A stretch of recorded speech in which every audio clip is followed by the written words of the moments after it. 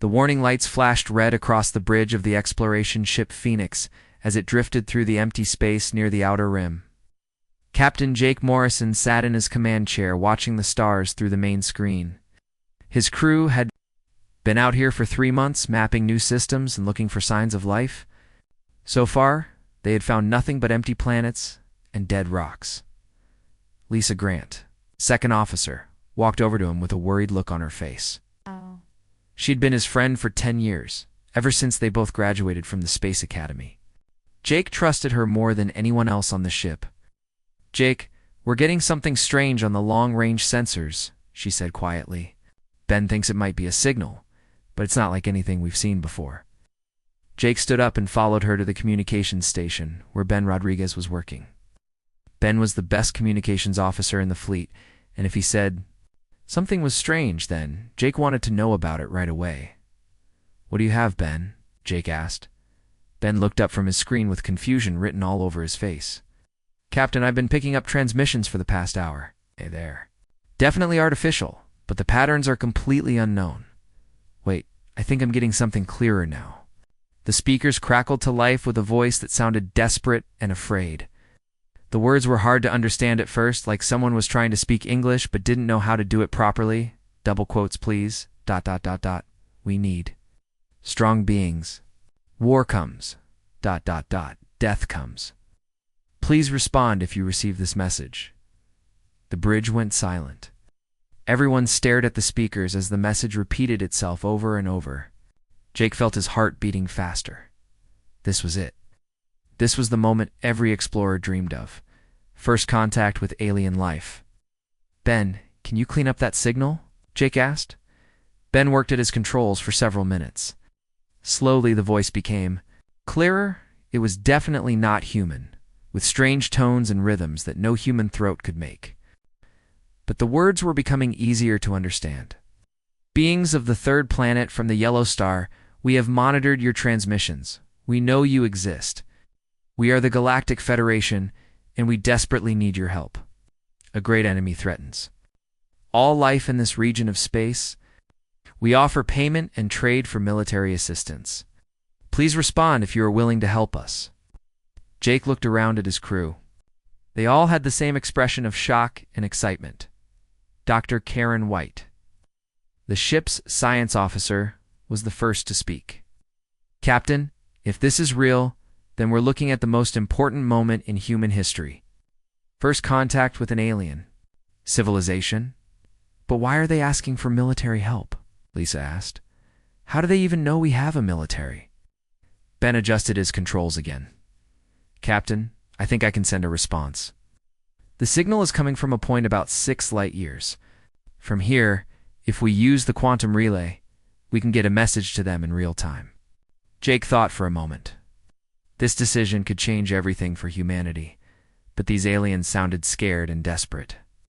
If they really needed help, how could he ignore them? "Send this message, Ben. This is Captain Jake Morrison of the Human.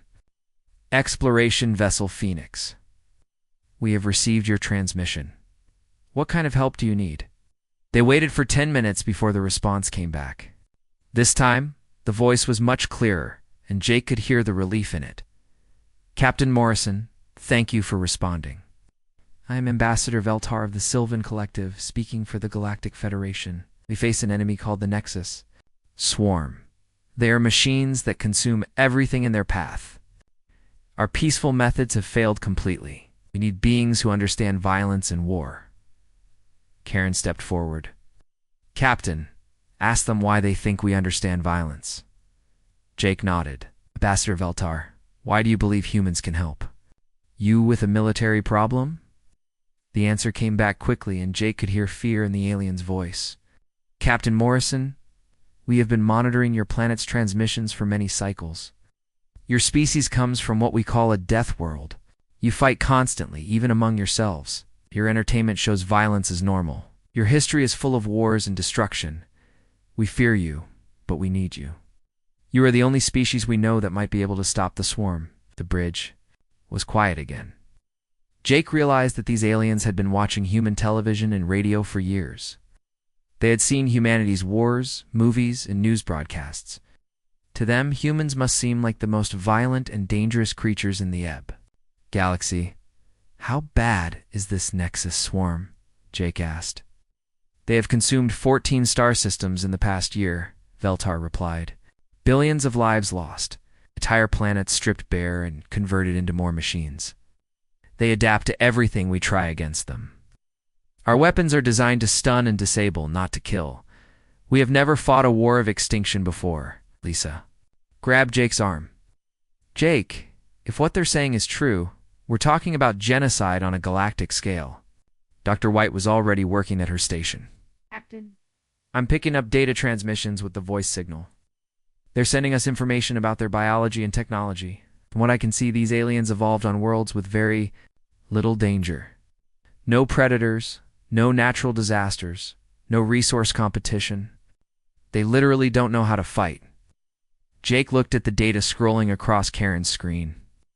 The Federation species were all herbivores, or filter feeders. They had no weapons, no military traditions, and no concept of total war. They had built a peaceful civilization that spanned hundreds of worlds, but they had no idea how to defend it. Ambassador Veltar, Jake said into the communicator, we need to meet in person to discuss this properly. Can you provide us with coordinates? For a meeting? Captain Morrison. But I must warn you, you will be the first Deathworld species ever allowed into Federation space. Many of our people are terrified of what you might do. We have prepared special facilities to contain your aggressive nature. Jake almost laughed. At that, these aliens were so scared of humans that they thought they needed special prisons just to talk to them safely. We're explorers and diplomats, Ambassador. We're not here to hurt anyone, we just want to help. That's what we hope, Captain Morrison. But your species' reputation precedes you. Please understand that agreeing to help us may mean engaging in the kind of total warfare that your species knows well, but that we have never experienced. Are you prepared for that level of violence?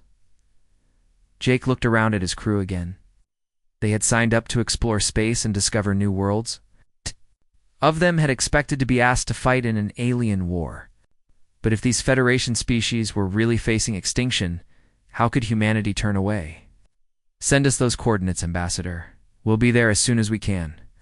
Thank you, Captain Morrison. You may be our only hope for survival. Coordinates are being transmitted now. Please be prepared for extensive security measures when you arrive. We will do our best to make you comfortable, but understand that your presence will cause great fear among our people. The transmission ended, leaving the bridge in silence. Jake stared at the coordinates appearing on his navigation screen. A few days, they would be meeting with representatives of an alien civilization that saw humans as dangerous monsters from a death world. But these same aliens needed humanity's help to survive. Lisa set course for those coordinates. Maximum speed, Captain. As the Phoenix turned toward its new destination, Jake wondered what they would find when they arrived. The aliens clearly expected humans to be savage and violent. Maybe they were right. Maybe humanity's long history of war and conflict was exactly what the galaxy needed right now.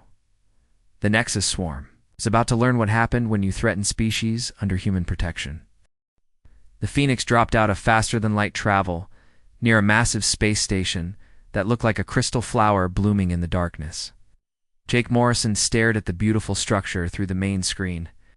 It was unlike anything humans had ever built, with smooth curves and glowing lights that pulsed like a heartbeat. Captain, we're being scanned, Ben Rodriguez reported from his station. Multiple frequencies. Very thorough. They're checking everything from our hull composition to our waste recycling systems. Lisa Grant shook her head in amazement. They're treating us like we might explode at any moment. Captain Morrison, came Ambassador Veltar's voice over the speakers. Welcome to Harmony Prime. We have prepared Docking Bay 7 for your arrival. Please be aware that we have taken extensive safety measures for this historic meeting. As the Phoenix moved closer to the station, Jake could see that the docking bay was separated from the rest of the structure by multiple barriers and force fields. It looked more like a quarantine facility than a diplomatic meeting place. Really are scared of us, Dr. Karen White observed. Look at those energy readings. We've got enough shielding around that docking bay to contain a nuclear explosion. The Phoenix settled into the docking bay with a soft thud. Through the windows, Jake could see dozens of alien figures watching from behind thick, transparent barriers. They were all different shapes and sizes, but they all had one thing in common. They looked terrified. Captain came a new voice over the speakers. I'm Engineer Prime Crixinal. We have prepared atmospheric processors to provide you with the toxic gases your species requires to survive. Please remain in your vessel until we have confirmed the environment is deadly enough for your biology. Jake blinked in confusion. Toxic gases. What are they talking about? Karen checked her readings. Captain, they're pumping the docking bay full of what they think is a poisonous atmosphere. It's actually just regular Earth air with a bit more oxygen than normal. They think our normal air is poison, Lisa said with a laugh. What kind of places do these aliens come from? 20 minutes later, the all-clear signal came through. Jake led a small team off the Phoenix, including Lisa, Karen, and Commander Steve Parker, their military liaison. The moment they stepped into the docking bay, alarms started going off throughout the station. Through the barriers, Jake could see aliens running in panic. Ow. Some were hiding behind furniture, others were fleeing deeper into the station. A few brave ones stayed to watch, but they were all trembling with fear. Ambassador Veltar approached the barrier. He was tall and thin, with green skin that looked like tree bark and eyes that were too large for his face. When he spoke, his voice shook with nervousness. Captain Morrison, welcome to Federation Space. I must apologize for the security measures, but you understand that your reputation requires caution. We have never hosted a Deathworld species before. Steve Parker stepped forward. As a military officer, he was used to tense situations, but this was unlike anything he had experienced. Ambassador, we're here to help. You don't need to be afraid of us. Veltar backed away from the barrier when Steve spoke. Commander Parker, we have studied your military records. Your species has fought over 4,000 wars in your recorded history. You have weapons that can destroy entire planets. Your soldiers are trained from childhood to kill efficiently. How can we not be afraid? Kieran moved to her scanner and began taking readings of the aliens around them. Captain, their biology is fascinating. Look at this data. Ambassador Veltar's species appears to be completely herbivorous. No predator adaptations at all. No fight-or-flight responses. They literally evolved without any natural enemies. More aliens were gathering behind the barriers now. Jake could see at least 6 different species, all watching the humans with a mixture of terror and fascination. One looked like a giant butterfly, with rainbow wings. Another was made of what appeared to be living crystal. A third looked like a walking tree with too many arms. Ambassador, Jake said carefully, we need to discuss the threat you're facing. Can you tell us more about this? Nexus Swarm? Veltar gestured, and a holographic display appeared between them. It showed a star map with red areas spreading like a disease across the galaxy's outer rim. The swarm appeared 2 years ago in the Kepler sector. First, we thought they were simply another technological species seeking trade. We sent diplomatic missions to make contact. The display changed to show recordings of the first encounters. Jake watched as beautiful Federation ships approached strange. Angular vessels that looked like they were made of black metal and red lights. The Federation ships were clearly trying to communicate, sending peaceful signals and moving slowly to show they meant no harm. Then the swarm ships opened fire. They destroyed our diplomatic vessels without warning, Veltar continued. We had never seen weapons designed purely to kill before. Our own weapons are built to disable and capture, not to destroy. We thought there had been some mistake. Steve Parker studied the tactical data. Ambassador, what did you do next?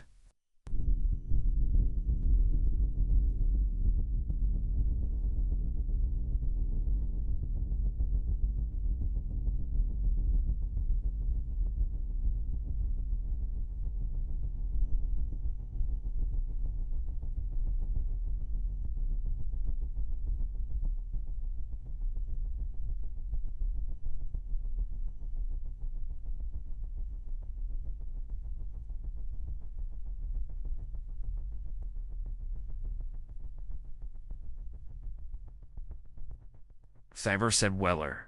I was said so, and it's the summer son of me when so a war or whatever so same war say I'll let send us and all sense we send all our and says I just suffer so say away on say and says and with so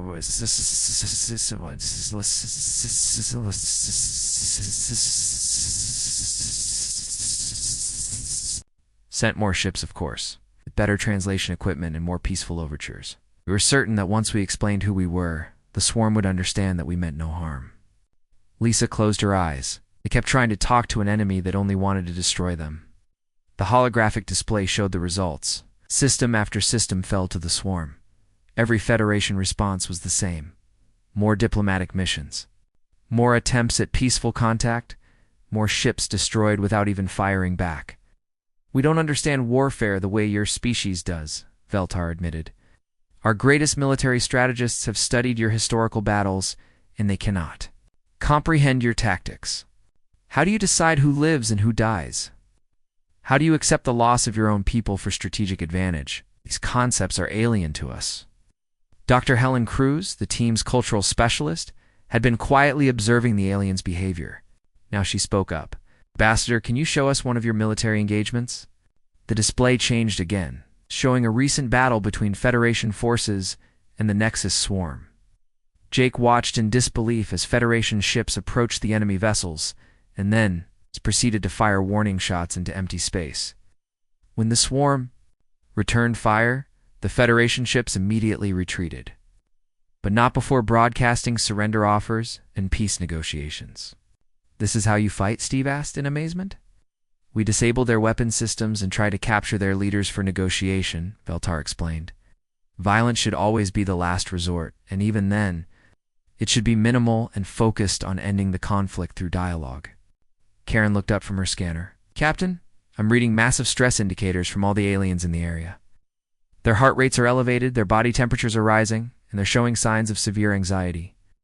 Just being near us is causing them physical distress. Jake realized the full scope of what they were dealing with. These aliens hadn't just evolved without predators. They had evolved without any concept of violence at all. The idea of killing another being was so foreign to them that they couldn't even understand it as a possibility. Ambassador, the Nexus swarm has consumed 14 star systems. How many beings have died?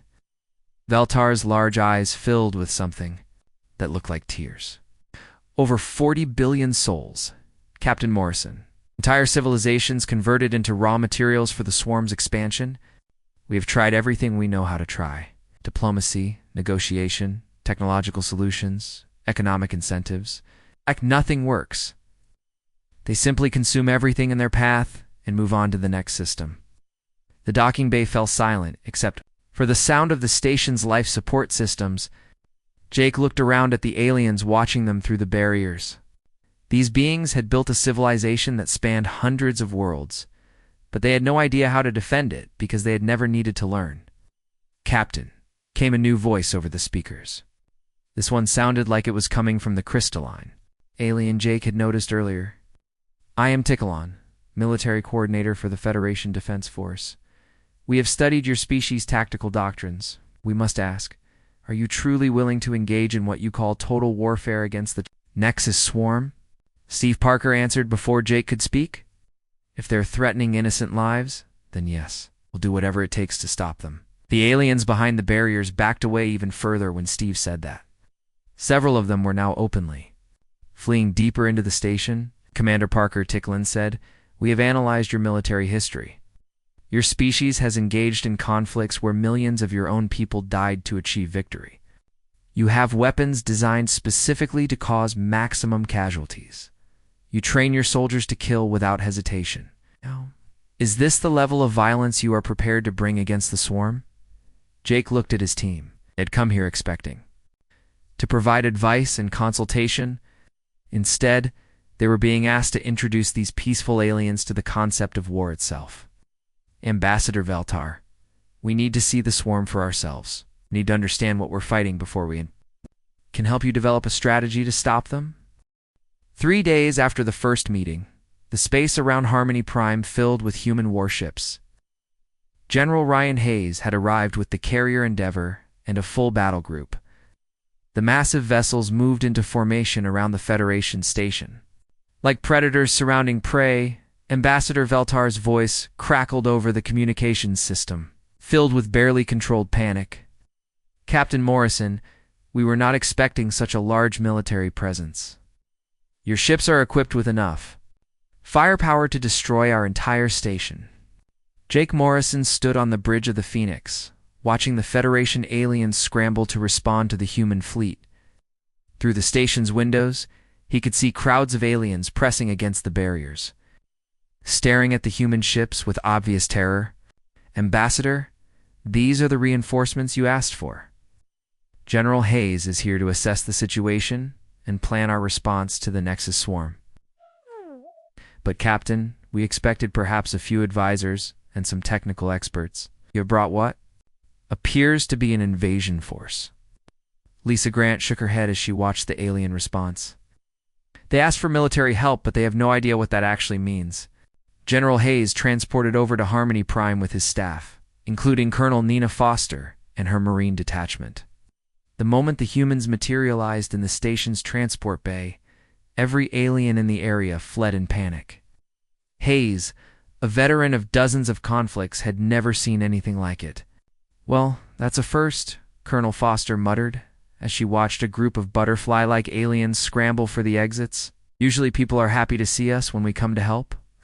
Dr. Sam Rodriguez, the military psychologist Hayes had brought with him, was already taking notes. "General, I've never seen fear responses this extreme. These beings appear to have no natural defensive instincts at all." Hayes met with the Federation leadership in a conference room surrounded by multiple security barriers. Even with all the protection, the aliens could barely sit still. Ambassador Veltar introduced the other representatives: Engineer Prime Crixenol, Military Coordinator Ticklin, and Civilian Administrator Yexen. "General Hayes," Veltar began, "we must discuss the scope of human involvement in this conflict. We had hoped for guidance and tactical advice, but your fleet suggests a much more direct approach." Hayes pulled up a holographic display showing the current situation. Red zones marked swarm-controlled territory, while blue areas showed Federation space. The red was spreading rapidly. "Ambassador, you're facing an extinctional-level threat. Half measures won't work.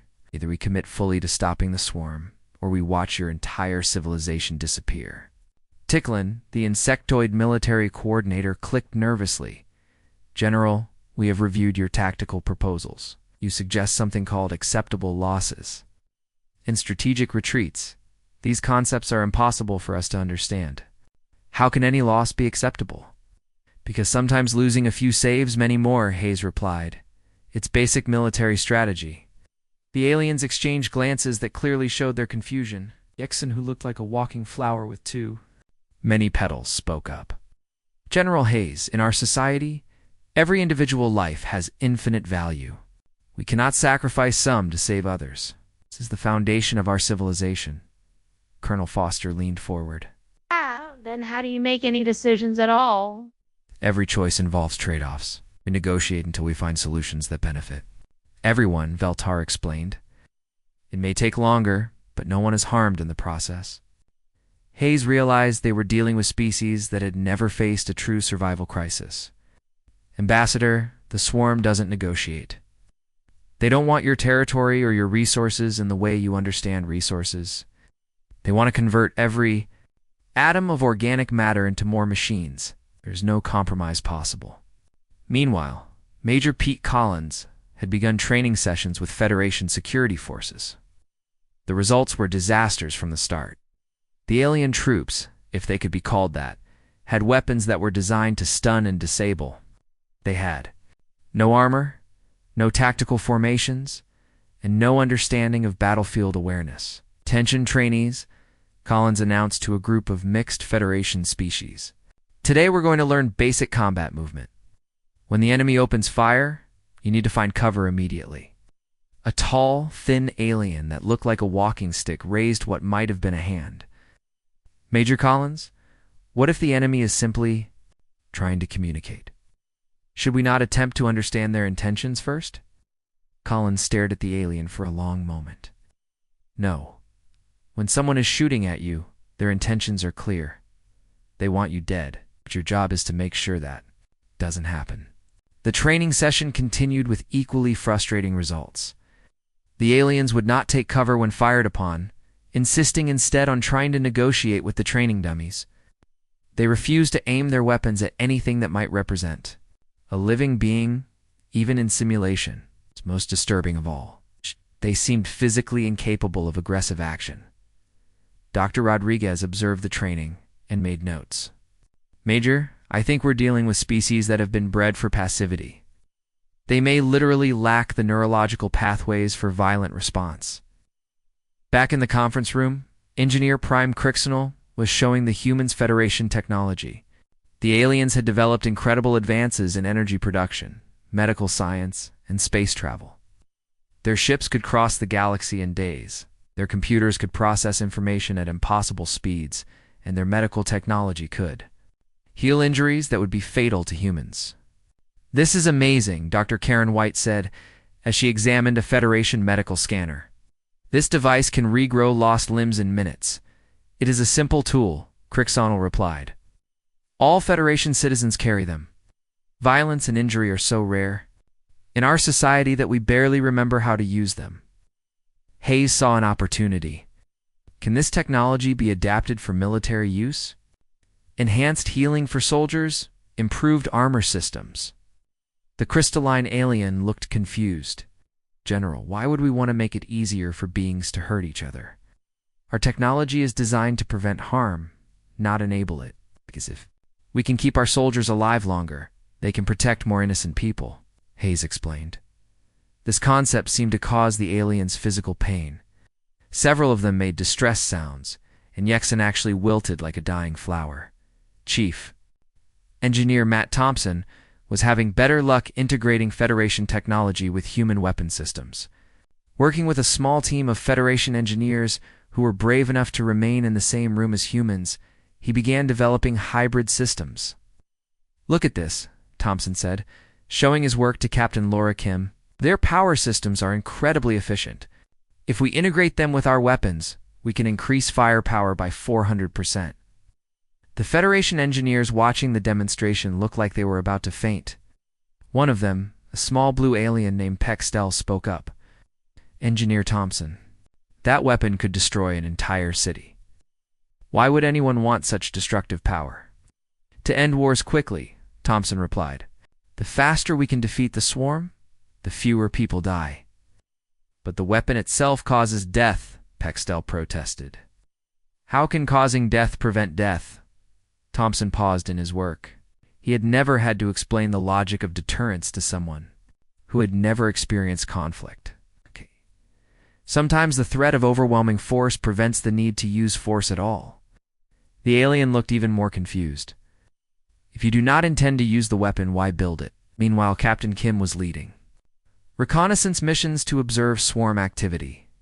The Federation had provided her with ships equipped with the most advanced sensors in the galaxy, but they were designed for scientific observation, not military intelligence gathering.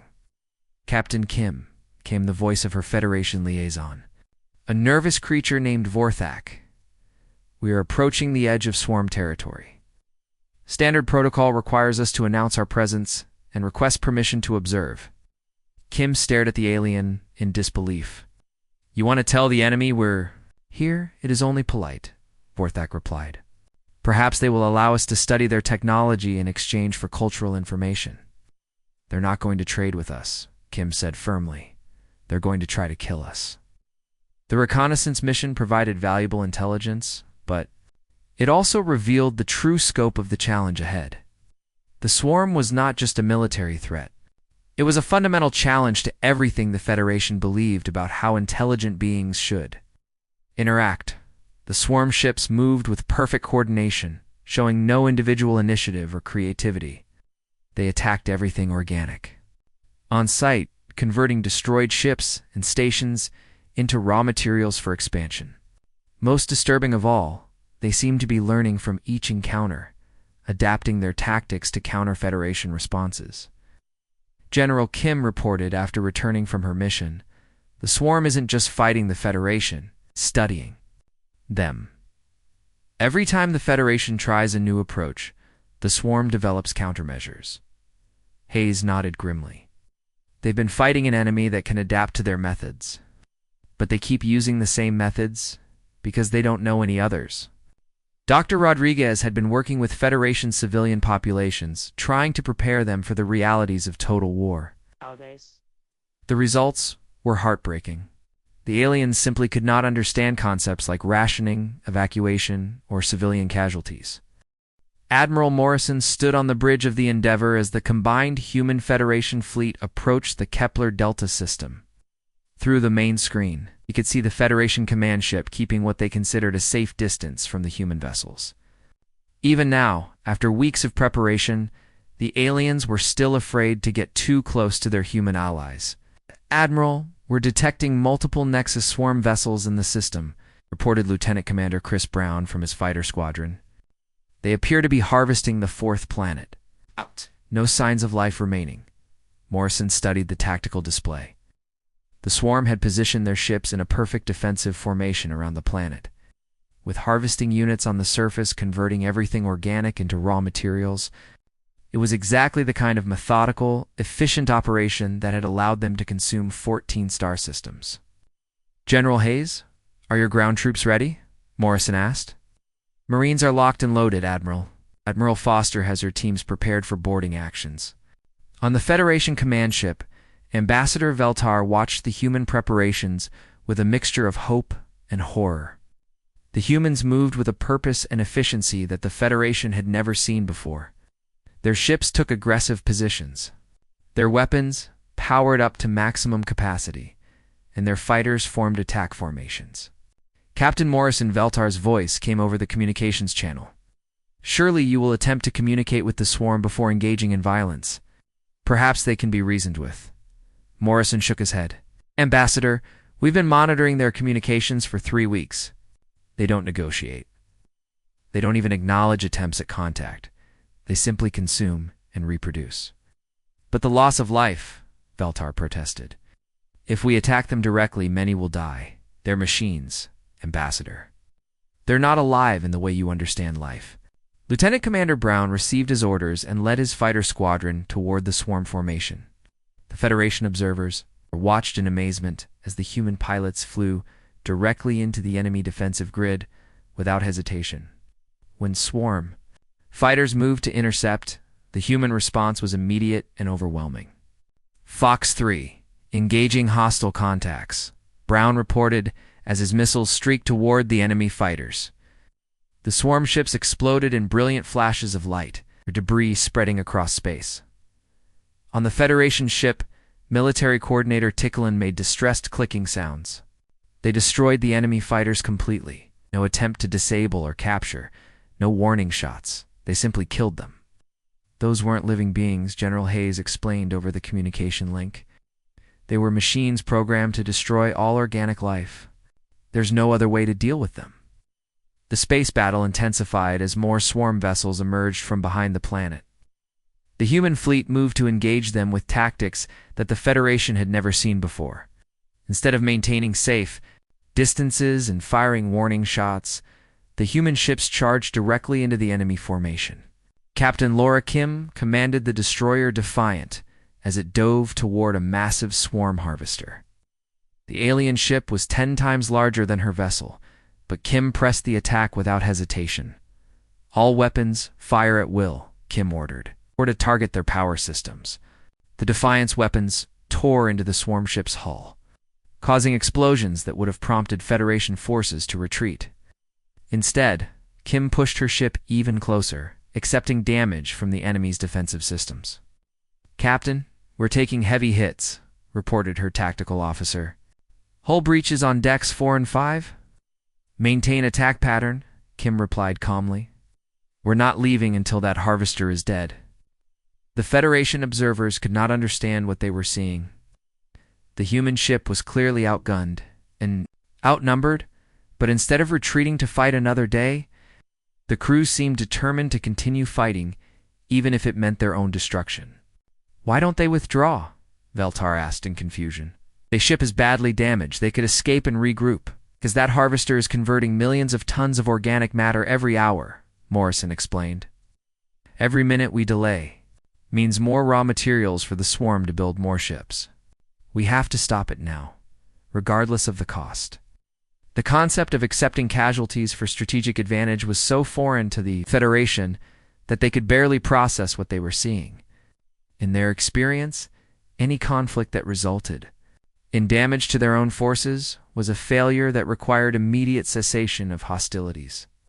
Meanwhile, Sergeant Maria Gonzalez led a boarding party onto a disabled swarm vessel.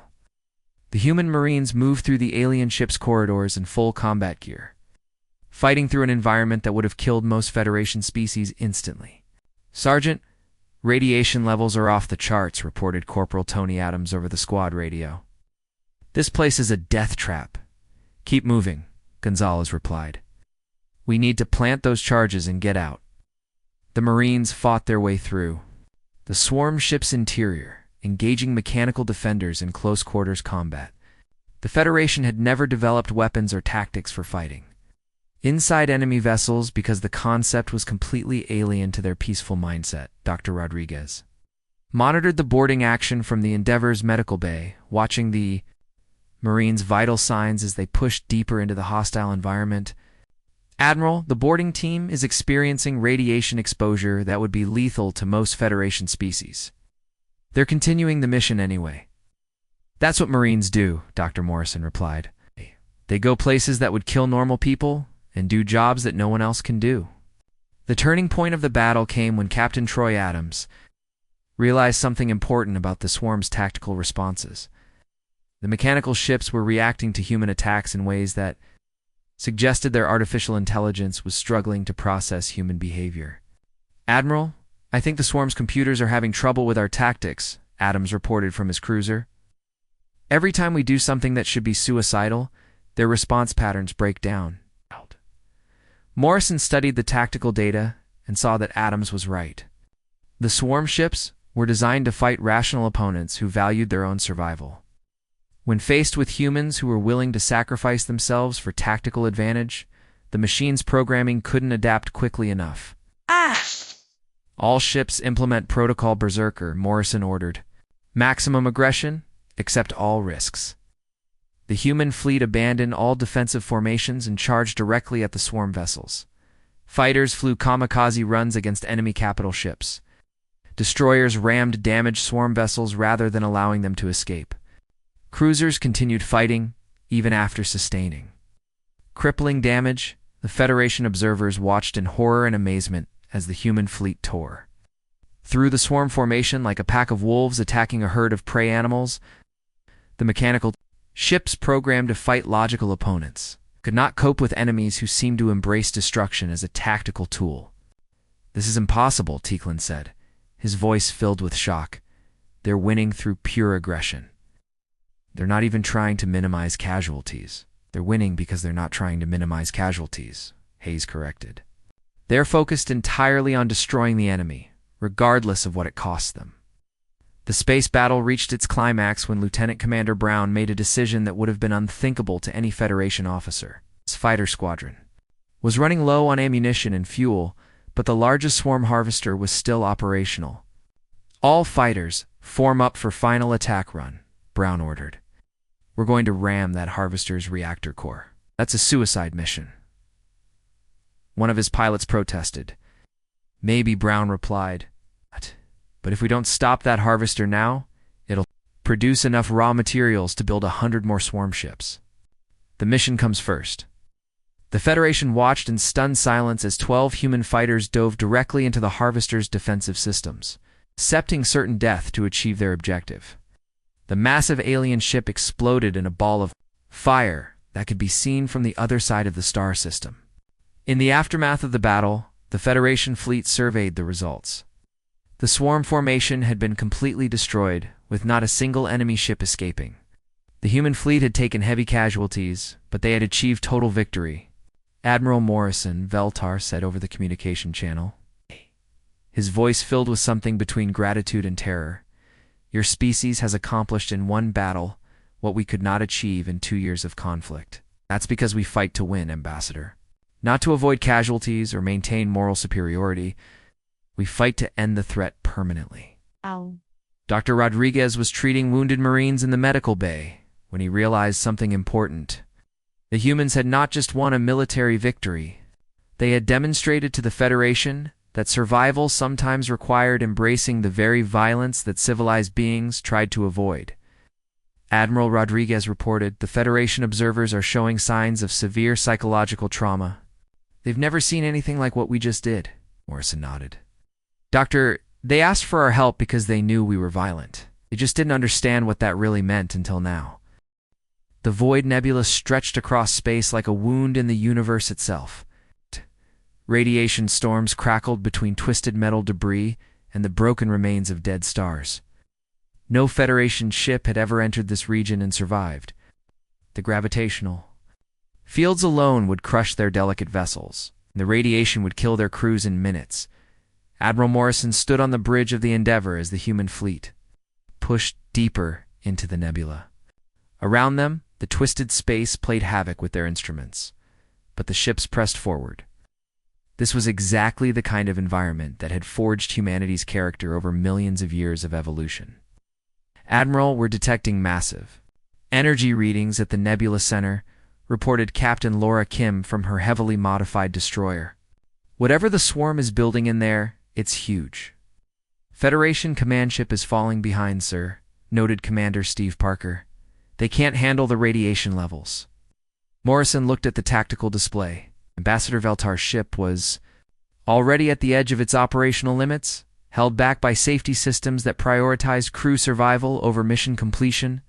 The Federation observers could only watch from a safe distance as the humans ventured into space that would kill any other known species. "Ambassador, you need to stay back," Morrison said over the communication channel. "We'll handle this from here." Admiral Morrison, Veltar's voice, came back filled with worry. "Our long-range sensors show that the swarm has built something enormous in the nebula center. The energy readings suggest a construction facility capable of producing thousands of ships simultaneously." Dr. Janet Miller, the fleet's science officer, was analyzing the sensor data from her position on the research vessel Discovery.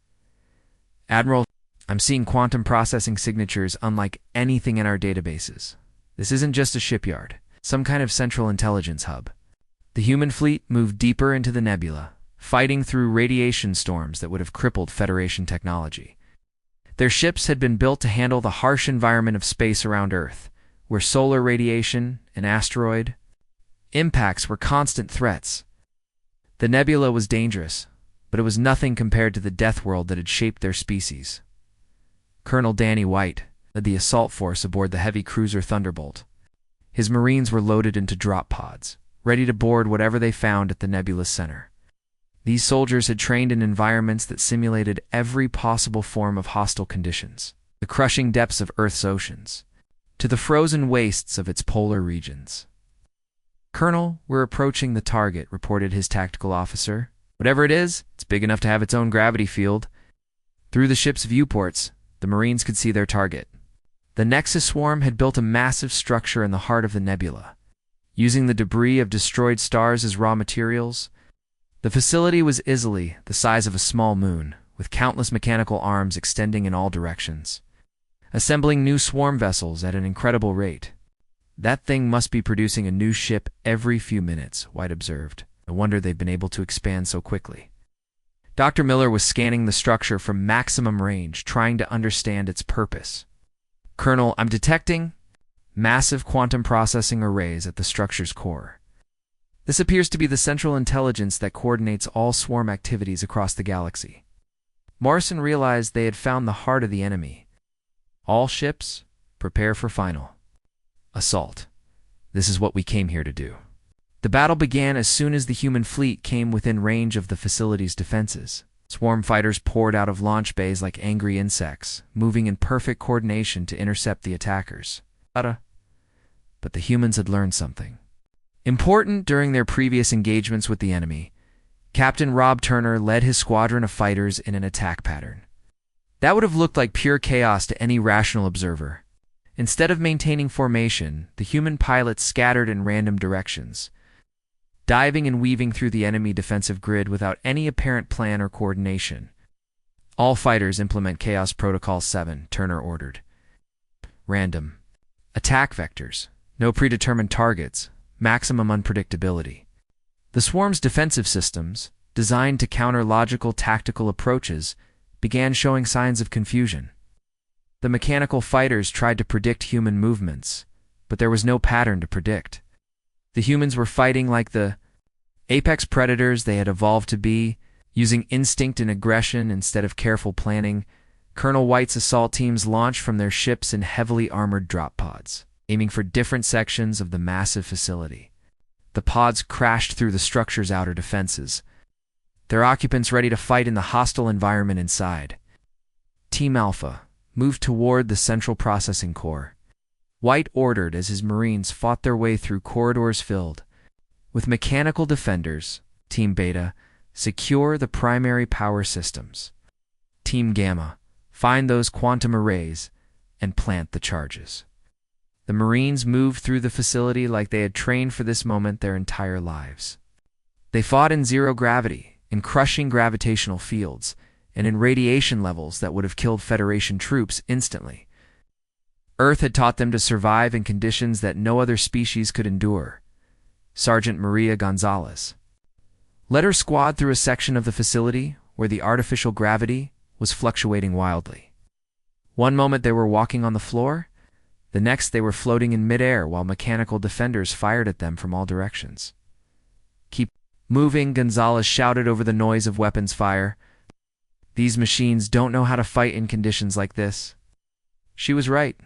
The swarm defenders had been programmed to operate in stable, predictable environments. The chaotic conditions inside their own facility, combined with the unpredictable tactics of the human assault teams, were causing system-wide confusion in their tactical networks. Dr. Miller monitored the battle from her research vessel, watching as the human assault teams penetrated deeper into the facility than any logical attack should have been able to reach. "Admiral, the Marines are causing massive disruption to the swarm's coordination systems. Their AI appears to be overloading, trying to process human tactical behavior." The breakthrough came when Captain Turner realized that the swarm's central intelligence was located in the most heavily defended part of the facility. Instead of trying to fight through the defenses, he made a decision that would have horrified any Federation commander. "All remaining fighters, follow me. We're going to ram the core directly." "Sir, that's suicide," one of his pilots protested. "Maybe," Turner replied. "But if we take out that central intelligence, every swarm ship in the galaxy loses coordination. The mission is bigger than any of us." Turner led his remaining fighters in a direct assault on the facility's core, accepting certain death to achieve their objective.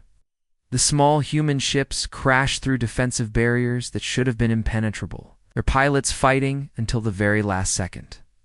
Inside the facility, Colonel White's teams had reached the quantum processing arrays that controlled the swarm's galactic network. The Marines planted explosive charges while fighting off waves of mechanical defenders, their Earth-trained endurance allowing them to continue fighting long after any other species would have collapsed. "Charges are set," reported Lieutenant Tony Ramirez over the squad radio. 60 seconds to detonation. "All teams withdraw to extraction points," White ordered. But even as he gave the command, he knew that many of his Marines would not make it out. The facility's defenses were too strong. The extraction points were too far away. The final moment came when the explosive charges detonated simultaneously throughout the facility's core. The quantum processing arrays that had coordinated swarm activities across hundreds of star systems exploded in a cascade of energy that could be seen from outside the nebula. Admiral Morrison watched from the Endeavour as the massive facility tore itself apart. The loss of central coordination caused a chain reaction that spread throughout the structure, destroying the shipyards and manufacturing centers that had made the swarm's expansion possible. "Admiral," reported Dr. Miller, "I'm detecting system failures in swarm vessels throughout the local sector. Without central coordination, they're reverting to basic defensive protocols." The victory had come at a tremendous cost. Half the human fleet had been destroyed or severely damaged, and hundreds of Marines had given their lives to reach the facility's core. But the Nexus swarm, which had seemed unstoppable just hours before, was now fragmenting into isolated groups that could be defeated piecemeal. Ambassador Veltar's voice came over the communication channel, filled with emotions that his translator couldn't properly convey. Admiral Morrison, you have saved our civilization. But the cost, ... So many of your people died to achieve this victory, Ambassador. That's what we do, Morrison replied. We fight so others don't have to. We accept the costs that peaceful species cannot bear.